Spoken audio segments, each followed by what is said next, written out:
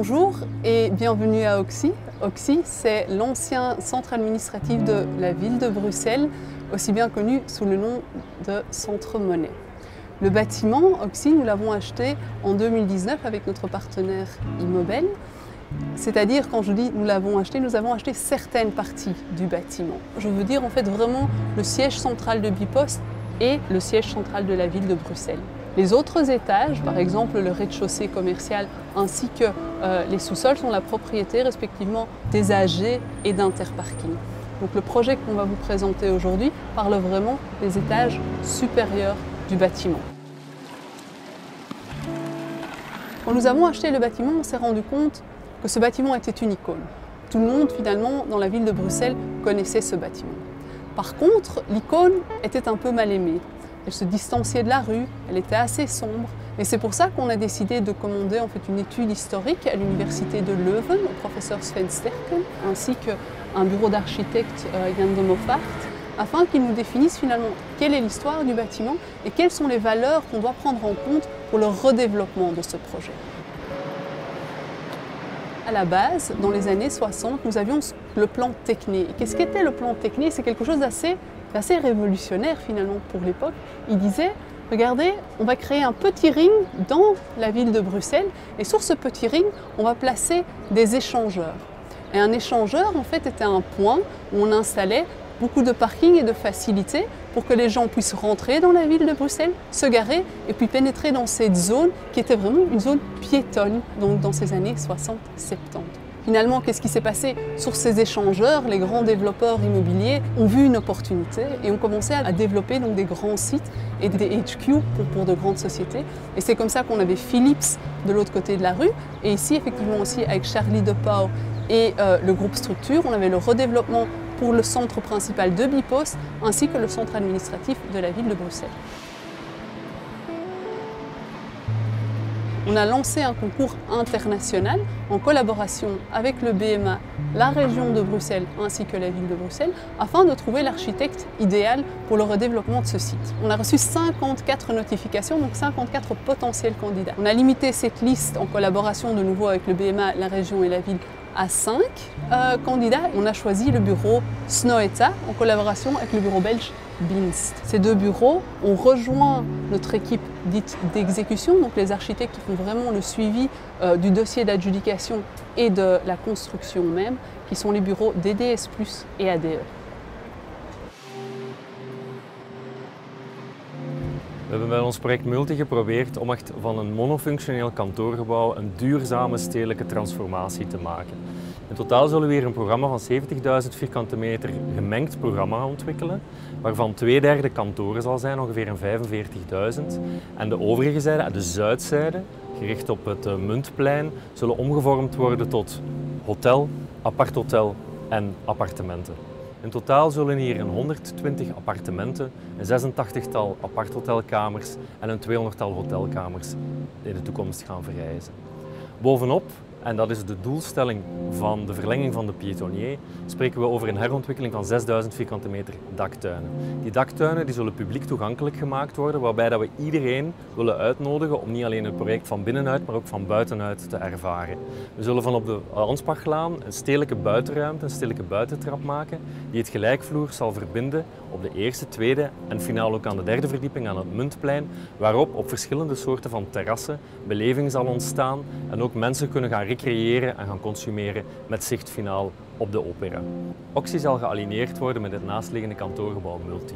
Dit houdt in dat het gebouw opgetopt zal worden met 2 bouwlagen. En om de verhoudingen van de façade en ook de grandeur van de architectuur uit het verleden terug te krijgen, zullen we de ramen dubbel hoog maken. Dit houdt in dat eigenlijk het gebouw zijn rankheid en zijn hoogte terug zal vinden door die architecturale ingreep. En bovenop, op die opkroning, op die optopping die wij realiseren, gaan wij een rooftopbar creëren, van waaruit dat je eigenlijk magnifieke zichten zal hebben, niet alleen over de binnenstad van Brussel, maar ook over alle prominente gebouwen die wij uit het verleden, maar ook in de toekomst samen gaan ontwikkelen.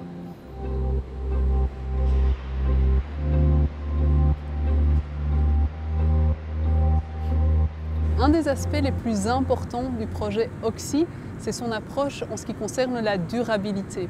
Et pour nous, la durabilité, ça veut dire quel est notre impact avec le projet, aussi bien sur notre environnement que sur ses utilisateurs, donc que sur l'aspect humain.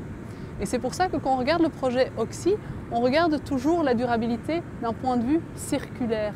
Quelles sont les différentes étapes dans le cycle de vie d'un bâtiment et comment est-ce qu'on peut justement optimaliser et minimaliser surtout l'impact qu'un bâtiment comme celui-ci a sur son environnement et sur ses utilisateurs.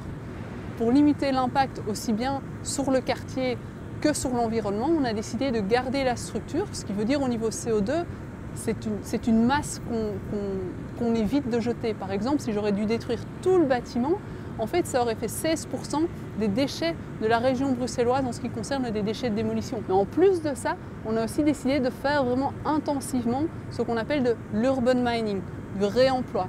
Donc en fait, de tous les matériaux neufs que vous allez trouver dans le bâtiment, 6% ou plus viendront d'urban mining, donc d'autres sites de la région bruxelloise ou de Belgique. Donc ça, c'est un premier aspect vraiment critique pour le projet. Pour ce bâtiment-ci, on sera CO2 neutre en ce qui concerne la production, ça veut dire ce que j'ai besoin en chaleur, en froid ou en électricité, pour justement faire fonctionner le bâtiment. Ce qui a comme conséquence en fait qu'on ne travaille absolument pas avec des carburants. On travaille avec des pompes à chaleur, on reproduit en fait avec des grandes vasques d'eau dans les sous-sols une forme de géothermie et cela nous permet aussi avec les panneaux solaires et les panneaux voltaïques en façade de créer un bâtiment très écologique. Et l'ambition, c'est, je pense, une primeur pour la ville de Bruxelles, c'est que dans le permis d'urbanisme, on a une ambition de moins d'1 kg de CO2 par mètre carré par an. Ce qui nous permet de dire quand même qu'on sera exemplaire au niveau de notre impact sur l'environnement. On a l'impact sur l'environnement, mais aussi l'impact sur l'humain. Et c'est pour ça qu'à côté du BREEAM Outstanding, donc le certificat qu'on va avoir pour le bâtiment même, et les ambitions au niveau de CO2 et de réemploi, on aura aussi une certification WELL Platinum, qui est la plus haute certification au niveau du well-being, du bien-être. Et un des aspects de ce well-being est le fait qu'on aura une intégration assez intensive de tout ce qui est verdure, de tout ce qui est arbre, de tout ce qui est plantation. Sur toutes les terrasses accessibles au public d'ailleurs, 33% sera vert pour justement garantir une forme de qualité, aussi bien pour les habitats des animaux que pour nous en tant qu'êtres humains.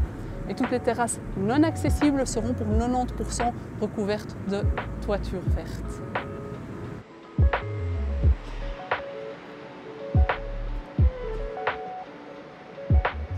Met Oxy willen we echt een duurzaam voorbeeldproject ontwikkelen samen met partners in de stad Brussel. Daarvoor hebben we in maart van 2021 een bouwvergunningsdossier ingediend die wij hopen te bekomen in het voorjaar van 2022.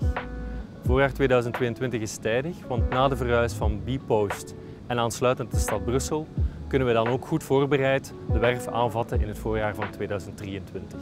Deze werken schatten we in zullen ongeveer 2,5 jaar duren en we zullen proberen om de werf met zo weinig mogelijk hinder voor de buurt te realiseren.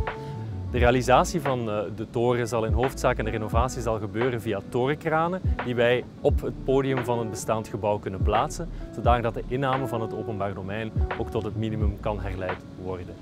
Wij hopen dan ook dat in 2025 dit project volop tot zijn kracht kan komen, zodat iedereen samen met ons, met mooi weer, kan genieten van de prachtige realisatie van Oxy.